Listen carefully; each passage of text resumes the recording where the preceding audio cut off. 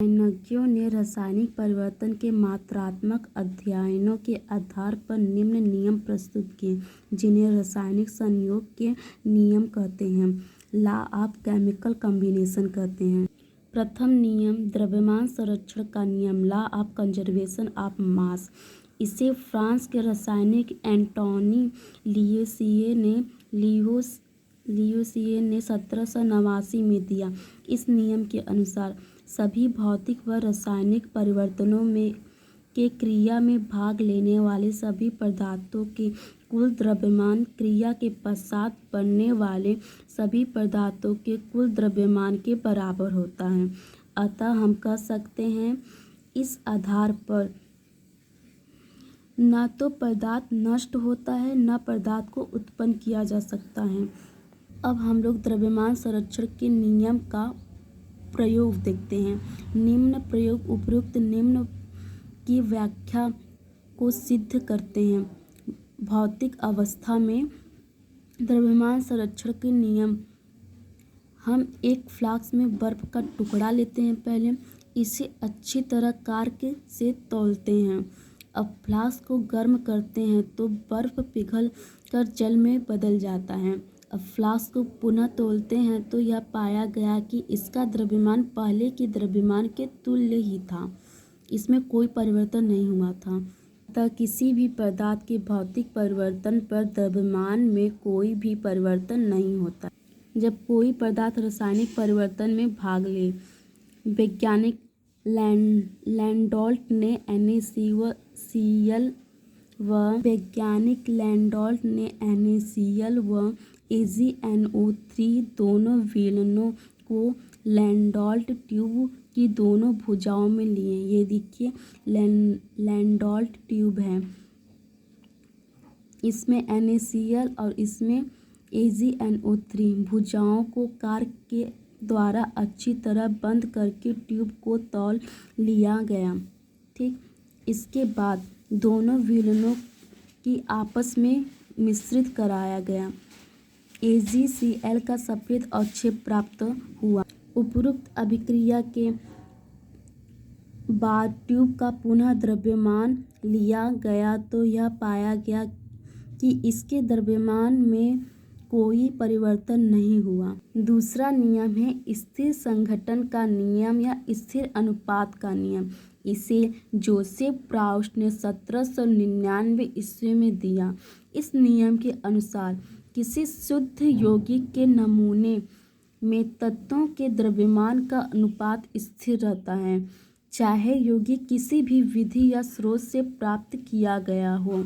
उदाहरण के लिए शुद्ध जल को हम किसी भी स्रोत से, कुआं, नदी, झील या समुद्र से प्राप्त करें, लेकिन यह हाइड्रोजन व ऑक्सीजन तत्व से बना होगा और इन तत्वों के द्रव्यमान में हमेशा 1:8 का अनुपात होगा। दूसरा उदाहरण है लाइमस्टोन, चूना पत्थर। कैल्शियम कार्बोनेट को गर्म करने पर, कैल्शियम कार्बोनेट को हम लोग गर्म करते हैं तो calcium oxide plus carbon dioxide gas के रूप में बाहर निकल जाता है। संगमरमर पर तनु HCl की क्रिया कराने पर कैल्शियम कार्बोनेट को HCl के 2 अणु से जब हम लोग क्रिया कराते हैं तो कैल्शियम क्लोराइड प्लस जल और कार्बन डाइऑक्साइड वाष्प के रूप में निकल जाता है। तीसरा नियम है गुणित अनुपात का नियम।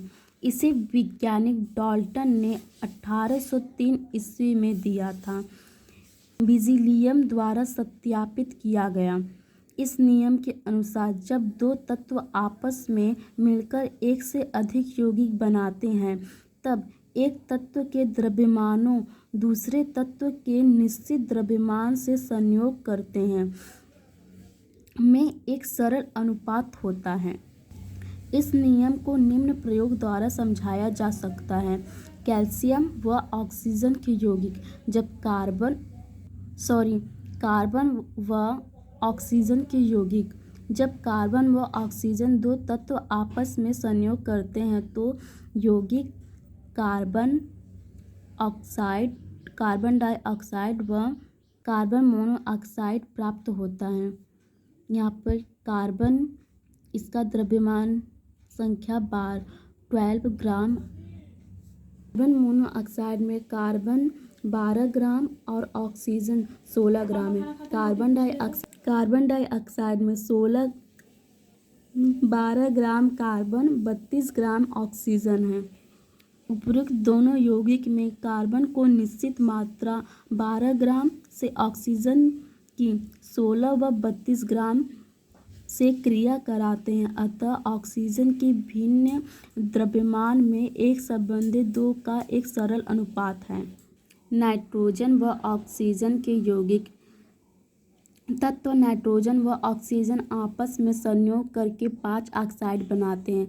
Nitrous oxide N2O, nitric oxide NO, nitrogen try oxide N2O3, nitrogen tetra oxide N2O4, nitrogen पेंटा ऑक्साइड N2O5।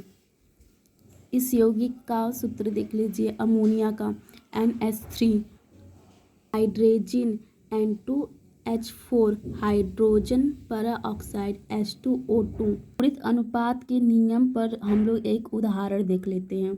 कार्बन 2 प्रकार के ऑक्साइड बनाते हैं, जिनमें क्रमशः 42.8 ग्राम व 27.27 ग्राम कार्बन उपस्थित है। सिद्ध कीजिए कि यह प्रेक्षण गुणित अनुपात नियम को सिद्ध करते हैं। प्रथम ऑक्साइड में कार्बन 42.8% है और द्वितीय ऑक्साइड में कार्बन 27.27 है। अब इसमें 100% में से 42.8 घटा लेंगे तो हम लोग का ऑक्सीजन का आ जाएगा 57.2, और इसमें हम लोग 100% में से 27.27 को घटा लेंगे तो आ जाएगा 72.73। उपरोक्त दोनों ऑक्साइड में ऑक्सीजन की निश्चित मात्रा से क्रिया करने वाले कार्बन की मात्रा ज्ञात करते हैं। इसमें देखिए 57.2 ग्राम ऑक्सीजन से 42.8 ग्राम कार्बन संयोग करता है, तो 1 ग्राम ऑक्सीजन से इसमें 42.8 ग्राम से 57.2 ग्राम से भाग दे देंगे तो इसका आ जाएगा कार्बन का परसेंट कितना आया 0.748 ग्राम। ये कार्बन का परसेंट आ गया है। अब दूसरे ऑक्साइड में कार्बन का लेते हैं 72.73 ग्राम ऑक्सीजन है। इसमें कार्बन की मात्रा 27.27 ग्राम है, संयोग करते हैं। 1 ग्राम ऑक्सीजन से 27.27 से 72.73 से भाग दे देंगे तो इसमें कार्बन की संयोगता आ जाएगी। अभी हम लोग जो उदाहरण देखे दोनों ऑक्साइड में कार्बन की भिन्न मात्रा में 0.748 संबंधित 0.375 एक सरल अनुपात 2 संबंधी 1 है, अतः उपरोक्त प्रश्न गुणित अनुपात को सिद्ध करता है। चौथा नियम है व्युत्क्रम अनुपात का नियम अथवा तुल्य अनुपात का नियम। रिचर्ड ने 1792 में यह नियम दिया। इस नियम के अनुसार जब 2 भिन्न तत्व तीसरे तत्व के साथ निश्चित द्रव्यमान से अलग अलग क्रिया करते हैं तो उनके द्रव्यमानों का अनुपात या तो समान होता है या उनका कोई पूरक गुणज होता है जिनमें कि वे संयोग करते हैं।